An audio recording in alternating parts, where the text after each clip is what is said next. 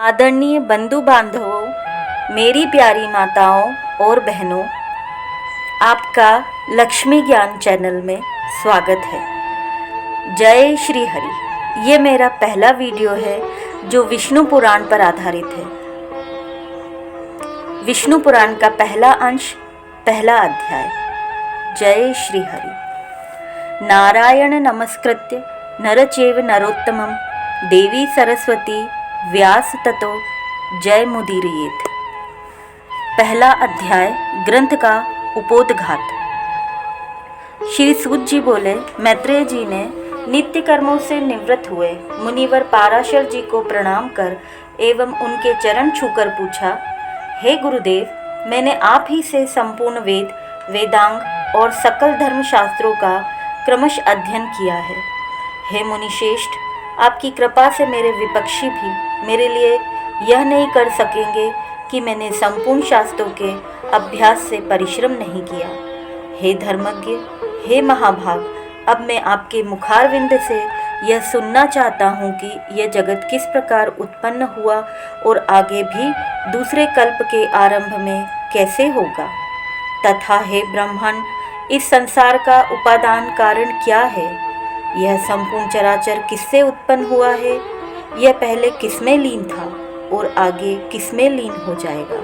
इसके अतिरिक्त आकाश आदि भूतों का परिणाम, संपूर्ण पर्वत तथा देवता आदि की उत्पत्ति, पृथ्वी का अधिष्ठान और सूर्य आदि का परिमाण तथा उनका आधार, देवता आदि के वंश, मनु मनंतर बार बार आने वाले चारों युगों में विभक्त कल्प और कल्पों के विभाग, प्रलय का स्वरूप, युगों के पृथक पृथक संपूर्ण धर्म, देवर्षि और राजश्रियों के चरित्र, श्री व्यास जी कृत वैदिक शाखाओं की यथावत रचना तथा ब्राह्मण आदि वर्ण और ब्रह्मचर्य आदि आश्रमों के धर्म, ये सब हे महामुनि शक्ति नंदन मैं आपसे सुनना चाहता हूँ। हे ब्राह्मण, आप मेरे प्रति अपना चित्त प्रसादोन्मुख कीजिए, जिससे हे महामुनि मैं आपकी कृपा से यह सब जान सकूं। श्री पाराशर जी बोले, हे धर्म के मैत्रेय, मेरे पिताजी के पिता श्री वशिष्ठ जी ने जिसका वर्णन किया था उस पूर्व प्रसंग का तुमने मुझे अच्छा स्मरण कराया, इसके लिए तुम धन्यवाद के पात्र हो।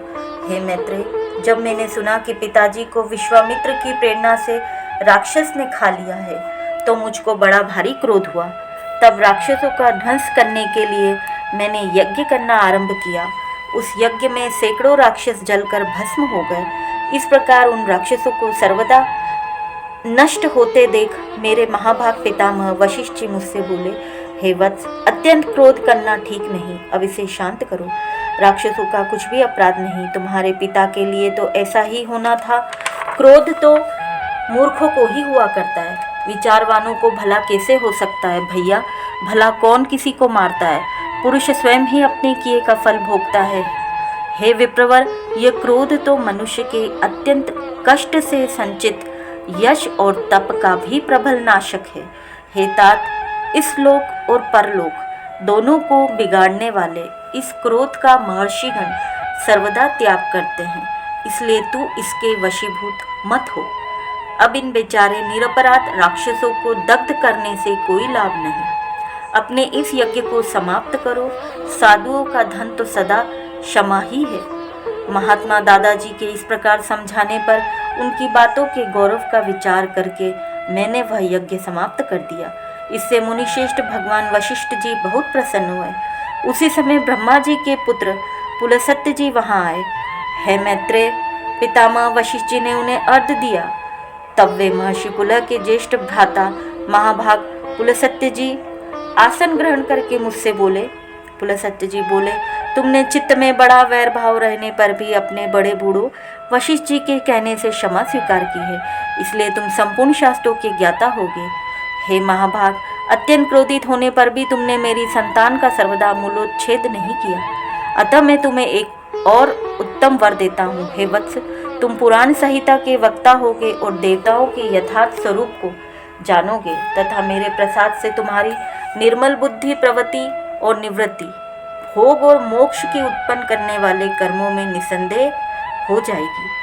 बोले सत्य जी के इस तरह कहने के अनंतर फिर मेरे पितामह भगवान वशिष्ठ जी बोले सत्य जी ने जो कुछ कहा है वह सभी सत्य होगा।